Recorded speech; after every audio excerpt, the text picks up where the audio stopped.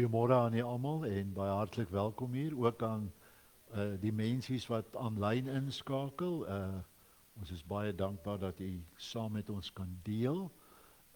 Die woordem wat ek vanmôre gebruik is ook nog in lyn met hierdie wonderlike tyd waarin ons lewe, en dit is die tyd tussen Christus se opstanding en sy hemelvaart. Donderdag, hierdie komende donderdag, herdenk ons dan ook die hemelvaart van ons Here Jesus. Ons volle vertroue is in hom wat gekruisig is, wat gesterwe het en wat begrawe is, wat ternelle neergedaal het, maar op die derde dag weer opgestaan het en opgevaar het na die hemel en sit aan die regterhand van God, ons Vader, van waar hy sal kom om te oordeel, die wat gesterwe het en die wat nog lewe. Liewe gemeente, genade, barmhartigheid en vrede word aan julle geskenk van God ons Vader en ons Here Jesus Christus deur die kragtige werking van die Heilige Gees. Amen. Baie dankie.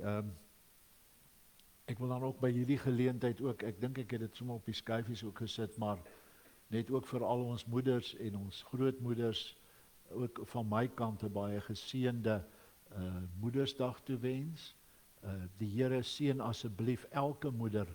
Here seën asseblief elke moeder in ons land met u liefde, genade en krag.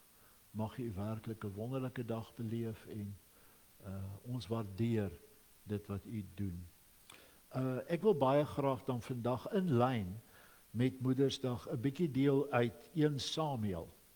1 Samuel 1, daar vanaf vers 1, want dit is vir my baie belangrik dat ons dit ook so herdenk vandag.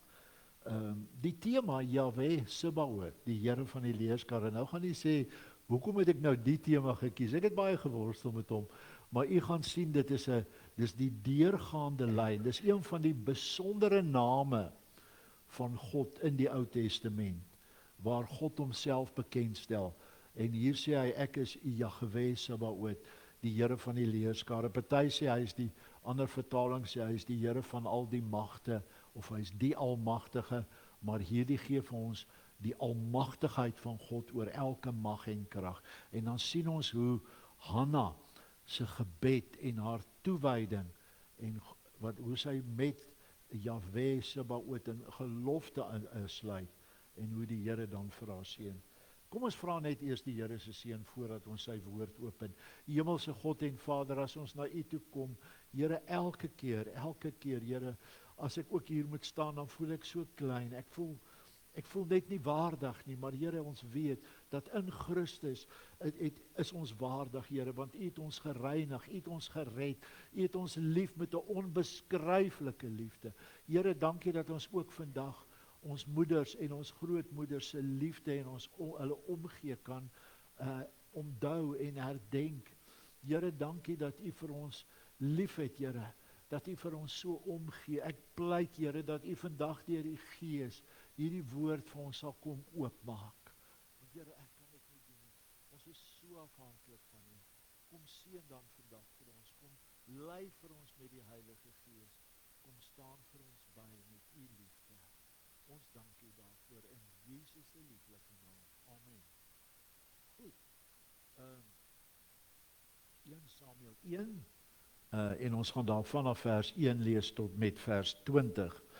Daar was 'n sekere man uit 'n Ramatayim Sofim in die heuwellande van Efraim.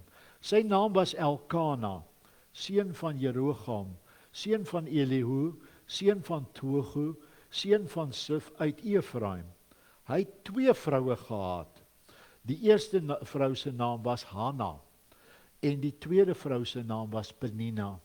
Penina het kinders gehad, maar Hanna het geen kinders gehad nie.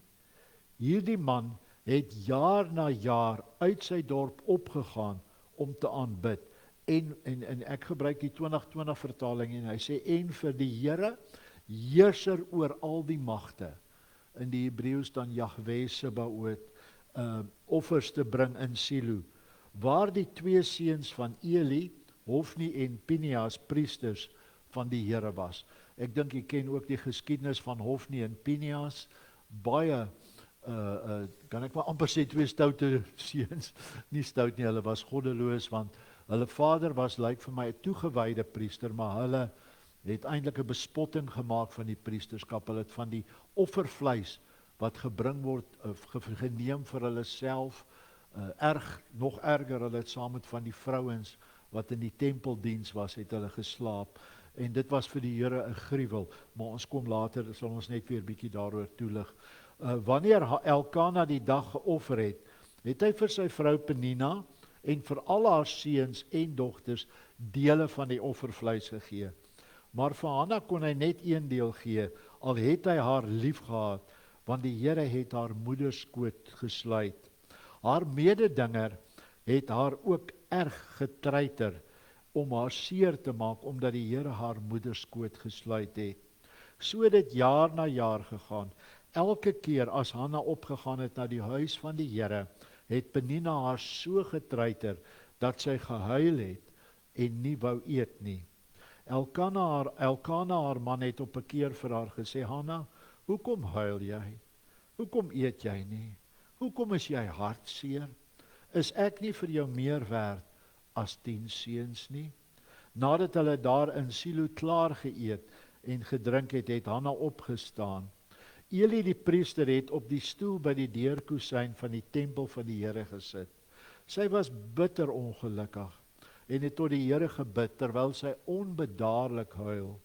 Sy het 'n gelofte afgelê en gesê, Here, heerser oor die magte, hier kom die naam weer voor, Jahwe Sebaot, die Here van die leerskare. Sy het haar letterlik beroep op die hoogste gesag van God wat daar is.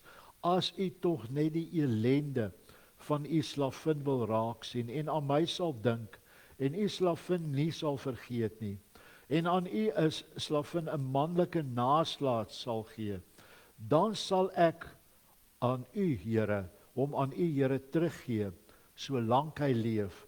'n Skeermes sal nooit oor sy kop gaan nie.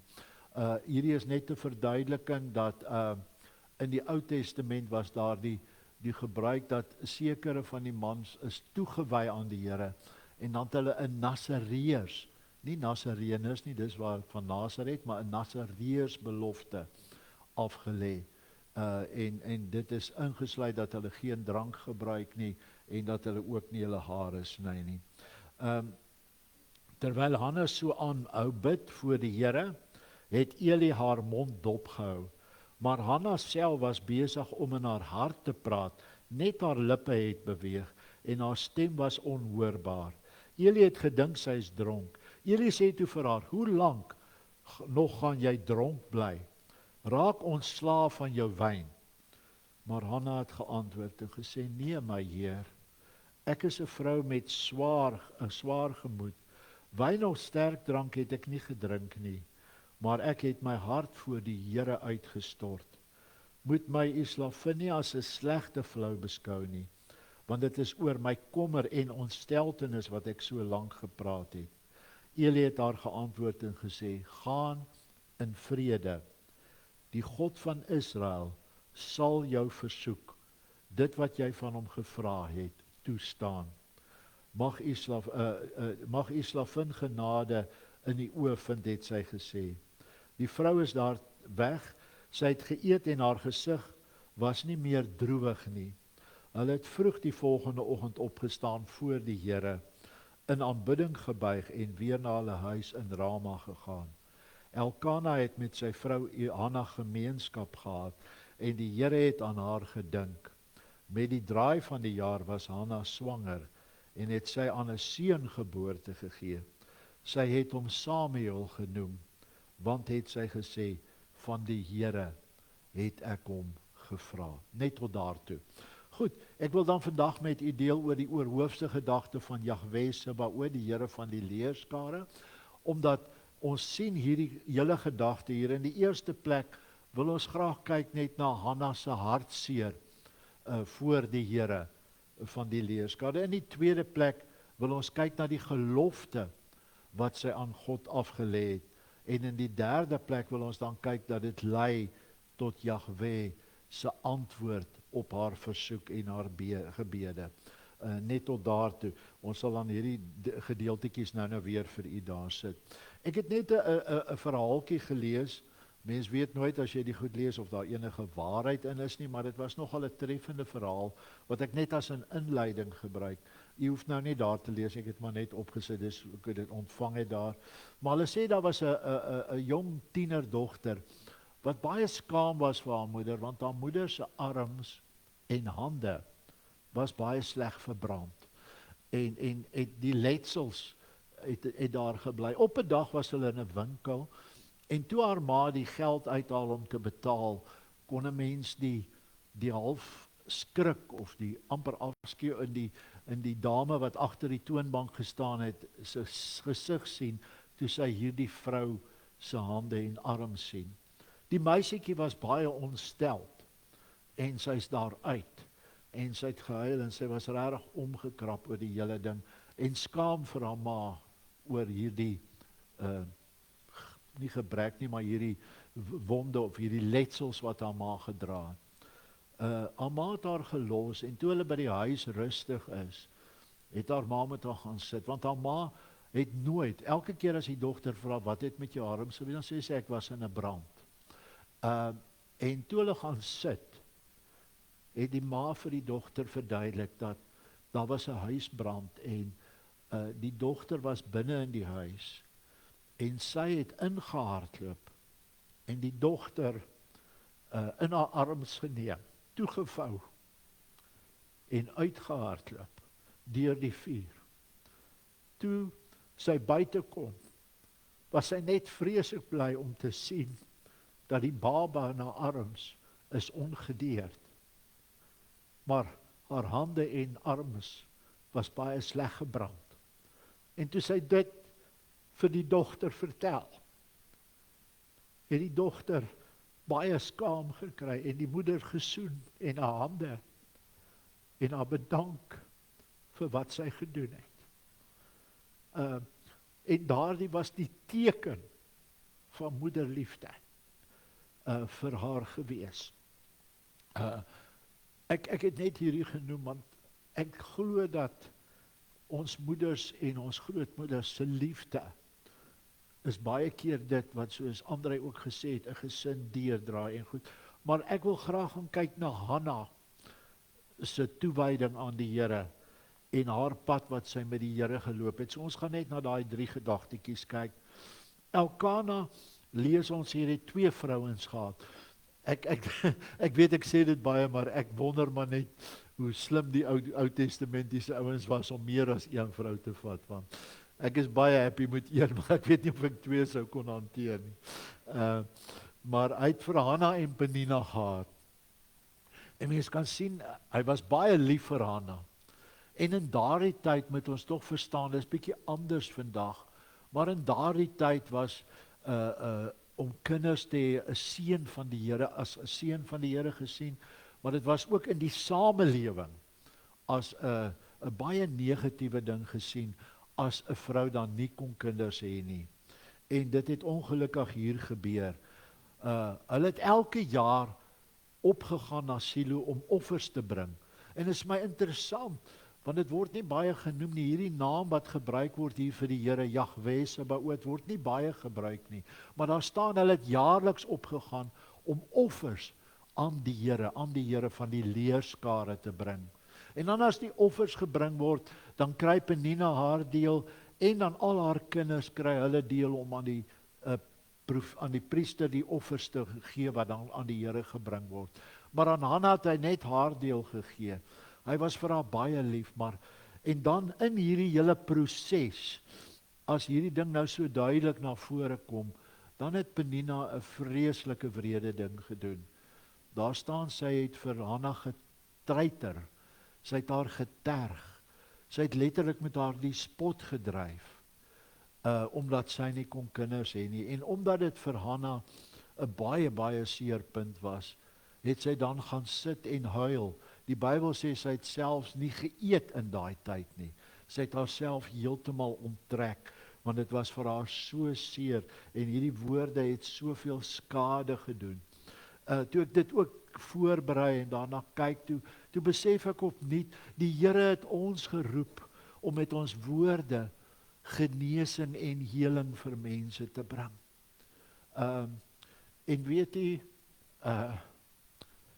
dis so belangrik dat ons woorde gebruik om mense te bemoedig.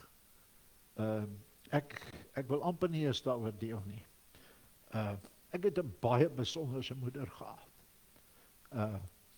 In ons familie was ons almal lank, maar aan my ma se kant, my ma was net so oor die 5 voet.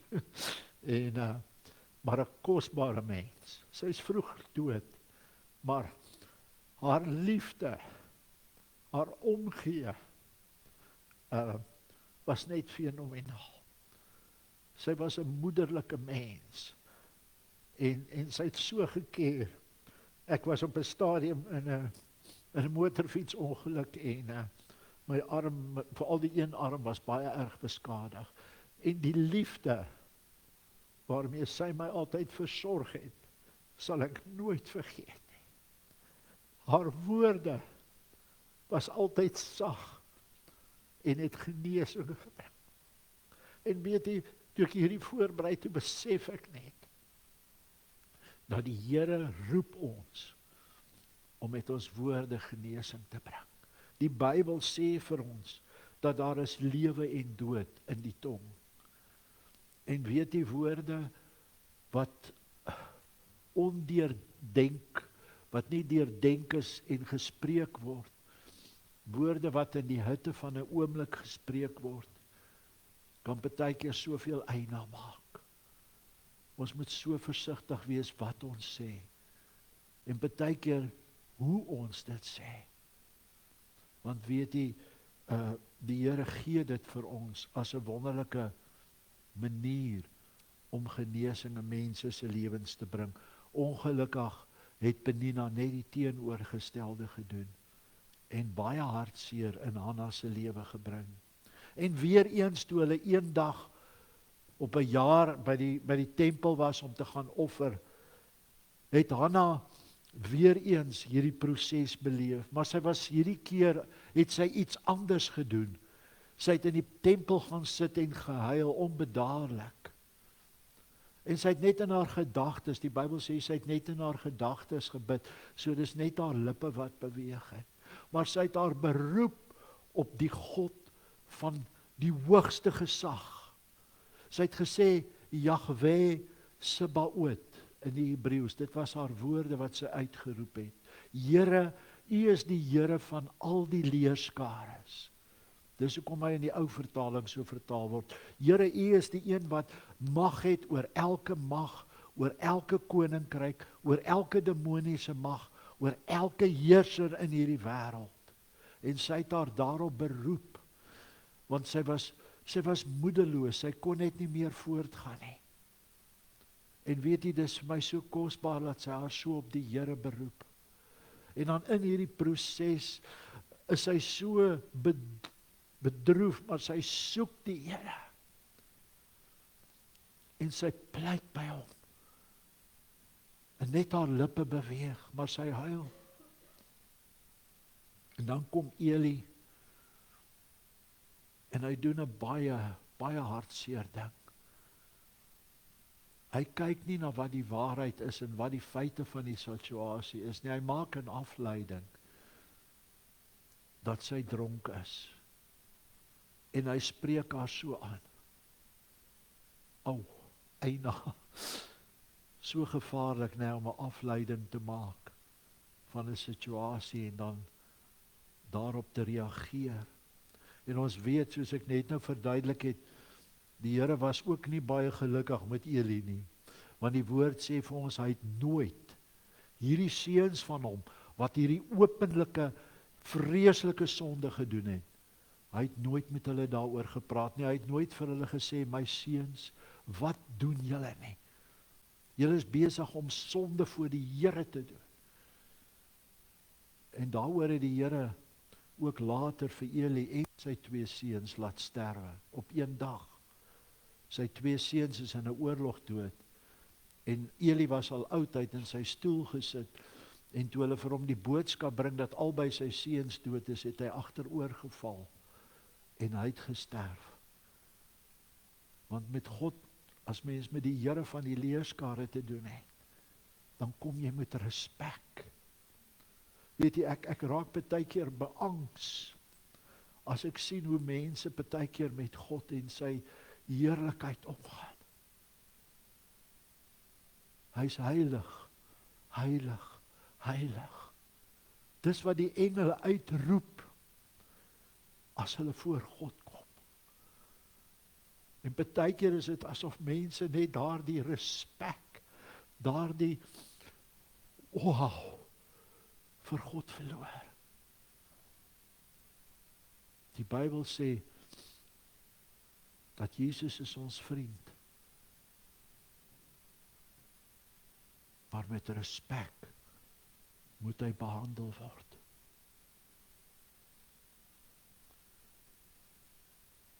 En dan doen Eli, soos ek sê, maak hy hierdie vreeslike groot fout. Hy kry nie die feite nie, hy kyk nie na wat regtig gebeur nie, maar met 'n afleiding spreek hy vir Hanna aan. Ek dink dit moes vreeslik einig gewees het vir haar. Sy sit met hierdie enorme seer. En hier kom 'n man van God en sê vir haar, sy is dronk. Ek dink ons moet so versigtig wees, as ek dit maar mag deurtrek, dat ons nie afleidings maak nie. Dat ons altyd eers die feite kry voor ons 'n uitspraak maak. Maar wat ek hieruit wil sê vandag is dat ons het die voorreg gehad, ek en André en Rika, om hierdie laaste paar dae by 'n predikante opsluitingsding te wees, en ek moes praat oor caring of versorging in die gemeentes, pastorale sorg. Maar weet jy, vir my die ding is dat ons moet die Here vra om ons oë oop te maak vir mense se hartseer. Ek het dit al gehad, dat ek weet iemand gaan deur 'n krisis en dis seer. Dan vra ek, hoe gaan dit? Nee, dit gaan goed, dankie Dominee. U hoor wat ek sê? Kyk, vra die Here vir 'n sensitiwiteit, dat ons mekaar se behoeftes sal raak sien. Want ons is hier om mekaar te dien. Ons is hier om vir mekaar om te gee. Die kerk moet 'n plek van genesing wees. Nie 'n plek waar daar seer is nie, waar mense seer kry nie, dit moet genesing wees. Kom ons word sensitief vir mekaar se behoeftes en vir mekaar se hartseer. Ek wil aanbeweeg.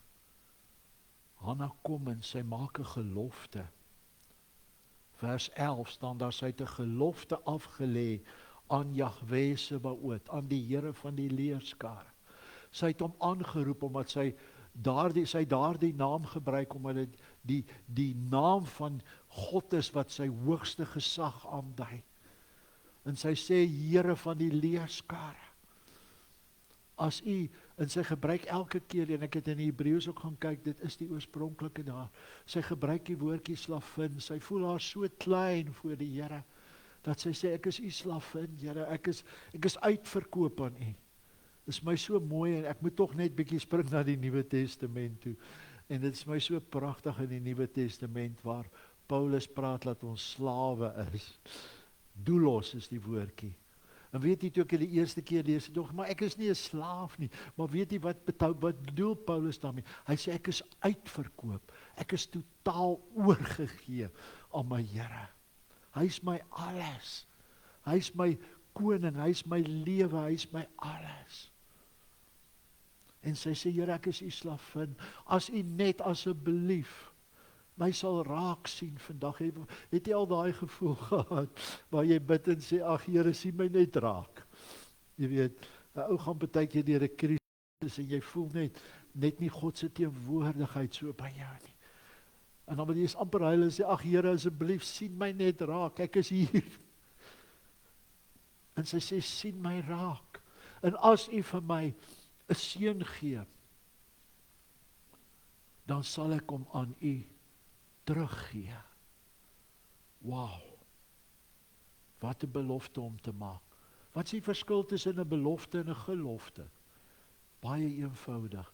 As ek 'n belofte aan iemand maak, is dit 'n belofte. Maar as ek 'n gelofte maak, as ek 'n belofte aan die koning van konings maak, dan word dit 'n gelofte. Dan word dit 'n bindende kontrak. Dan word dit 'n iets wat ek myself mee verbind. Is interessant dat Spreuke 5 vers 4 tot 6 sê, moenie haastig wees om beloftes aan die Here te maak nie. Daar's niks meer fout nie, maar wees versigtig met jou beloftes. Ek het al met U gedeel in my getuienis dat toe ek daar in die hospitaal lê vir 8 maande en ek kan nie praat nie, ek kan nie loop nie, ek kan nie eers toilet toe gaan normaal nie.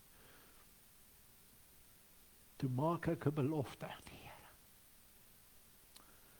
Toe sê ek vir hom, Here, as U my stem vir my teruggee, en ek kan weer loop,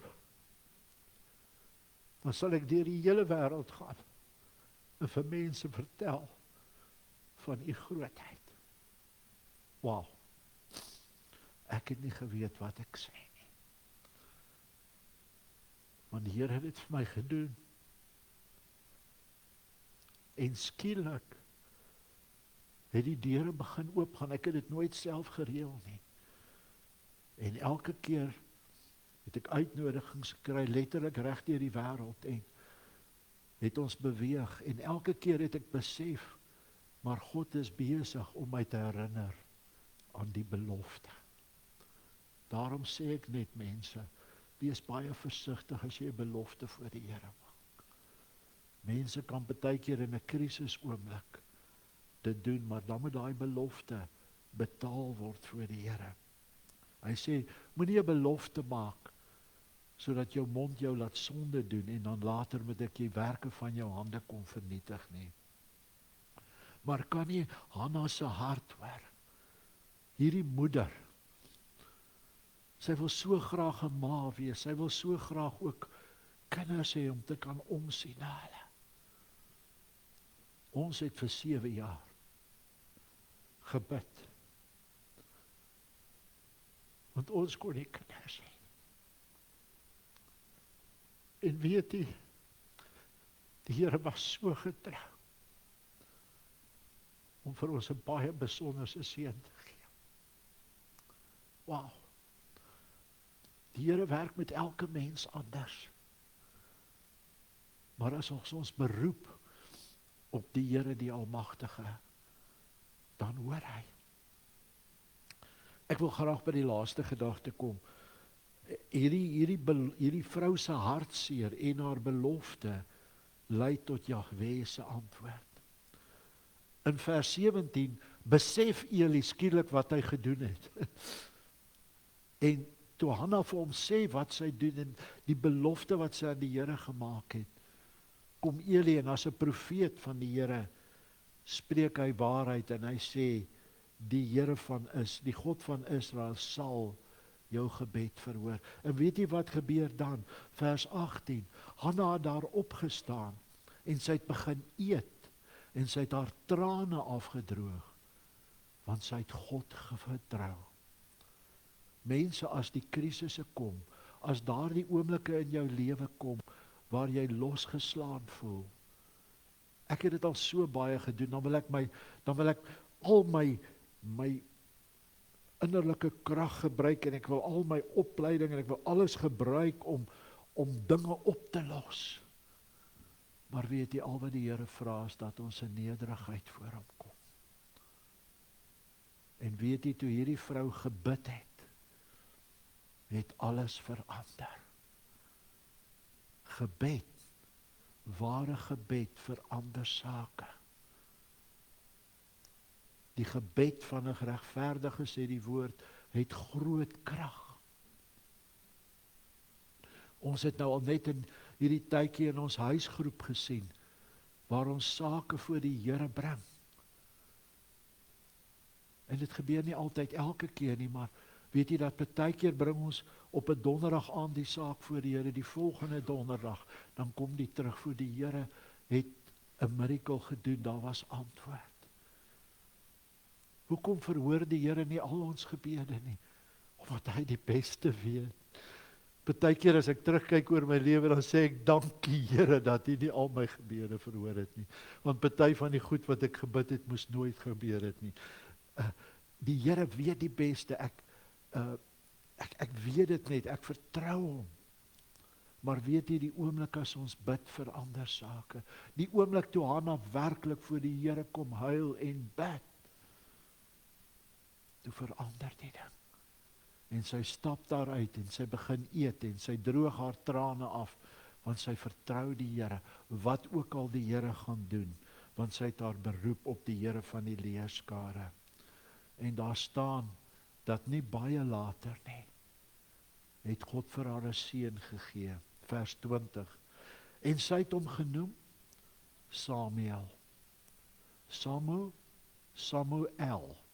Samuel Elohim, die El altyd in die agterkant kort vir Elohim, vir God. En Samuel beteken gevra, afgevra, afgebid, né? En daarom noem sy hom Samuel Elohim. Ek het hierdie kind van God afgebid. Ek het hom gevra van die Here. En die Here het geantwoord.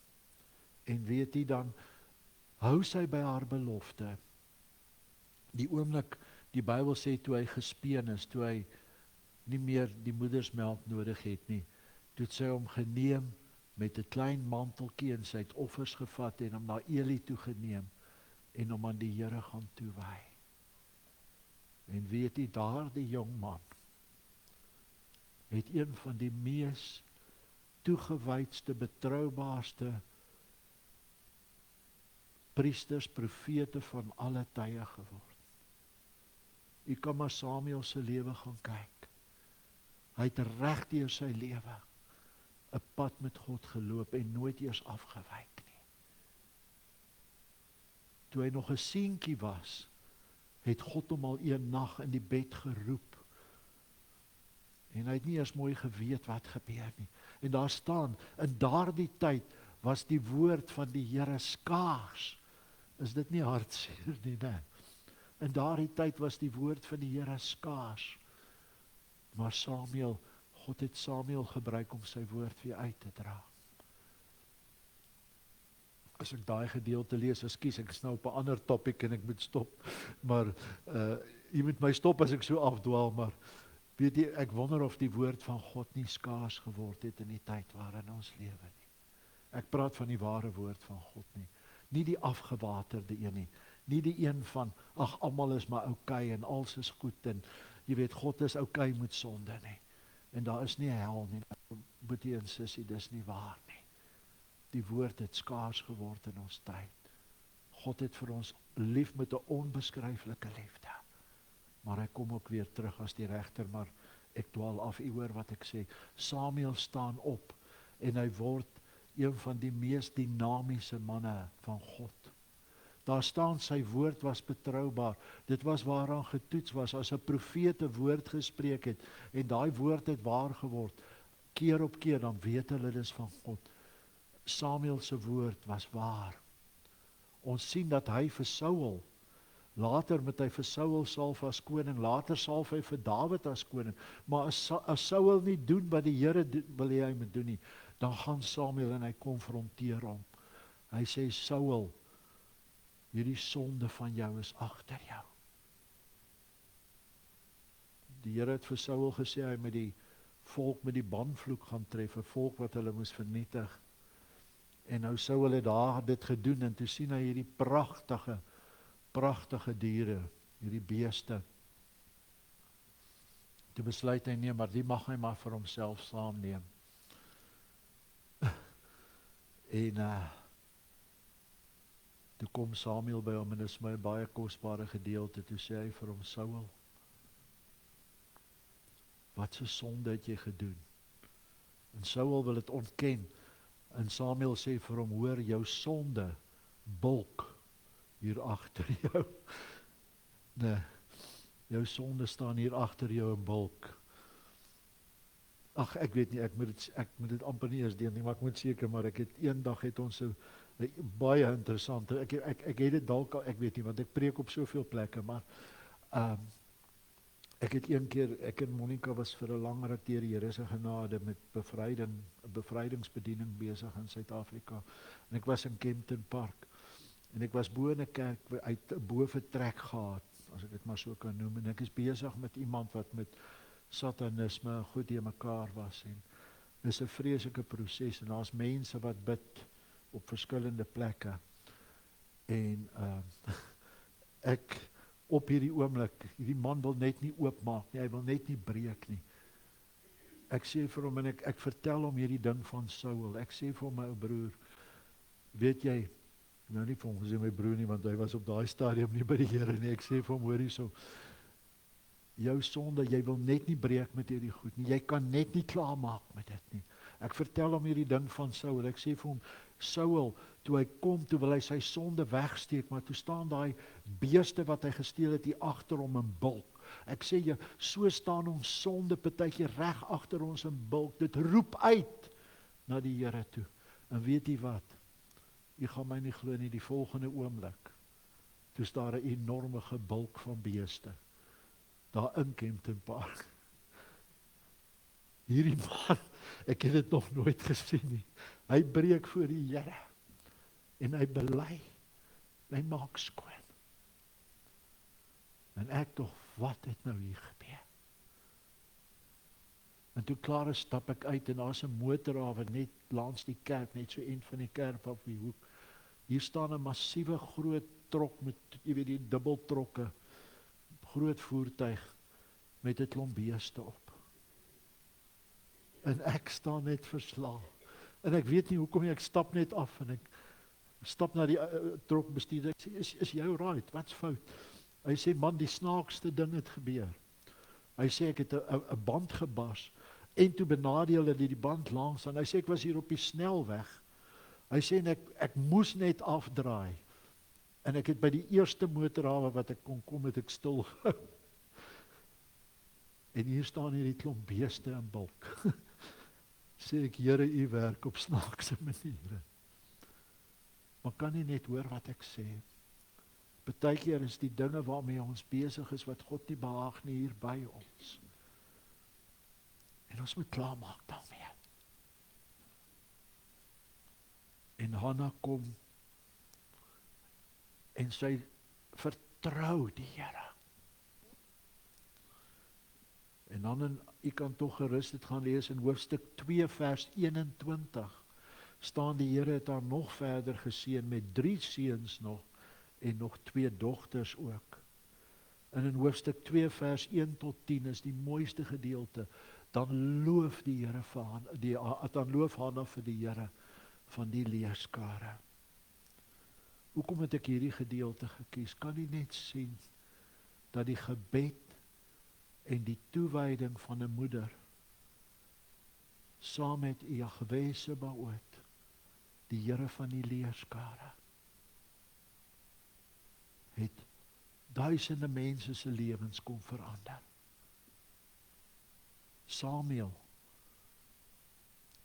een van die manne van God in die Bybel geword. Ek het eendag 'n ouetjie gehad, en hy wou maar net nie met hy het baie probleme gehad, ook met verslawings en goed, en hy kon maar net nie daarmee breek nie. En hy was baie hardkoppig. En ons sit en praat met mekaar, en hy sê vir my, maar dominee, weet jy wat, ek het 'n wonderlike ma, en sy bid vir my elke dag. Toe kon ek net vir hom sê, my ou maat, ek dink jy moet nou maar opgee.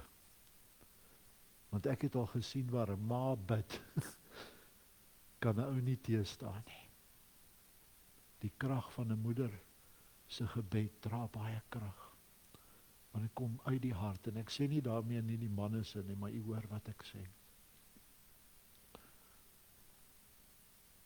Kom ons kom vandag opnuut voor Jahwe Sebaot, voor die Here van die leerskare. Kom ons kom lê opnuut ons laste voor hom neer. Kom ons kom dank die Here opnuut vandag vir moeders en oumas. Want hy is 'n wonderlike God, Hemelse Vader. U is wonderlik. Jahwe Sebaot, o Here van die leerskare. Ons kom vandag voor U. En ons dank U, Here, vir ons moeders en ons grootmoeders en vir vroue, Here, in die algemeen en dit wat hulle doen en bydra en gee, Here, in kerke en in die gemeenskap en in families, Here. Dankie daarvoor. Here, ons besef ook dat soos Hanna haar droefheid, haar seer, haar diepste behoeftes voor U kom neerlê het, met ons dit ook doen. Here, soms wil ons so ons eie dinge doen. Ek wil tog vra vir elkeen van U, as U met 'n ding worstel. Ek noem dit 'n ding, want elkeen worstel met sy eie goeders. As U vandag met iets worstel, wil U dit nie nou maar net voor die Here van die leerskare kom neerlê nie. Miskien is jy hartseer. Miskien worstel jy op die oomblik met iets. Miskien voel jy werklik te nagekom. Miskien is daar maar net 'n stukkie bekommernis in jou wat jy net nie kan afgelê kry nie. Miskien is daar finansiële druk of familieonrus. Die Here ken die hart. Kom lê dit vandag voor die Here neer. Kom gee dit vir die Here van die leerskare. Die God wat almagtig is. Die een wat oor elke mag en krag en regering en demoniese mag in hierdie wêreld regeer. Kom gee dit vir hulle. Kom gee dit vir hom. Dankie, Here. Dankie dat ons net onsself en alles wat in ons harte is voor U kan kom neerlê.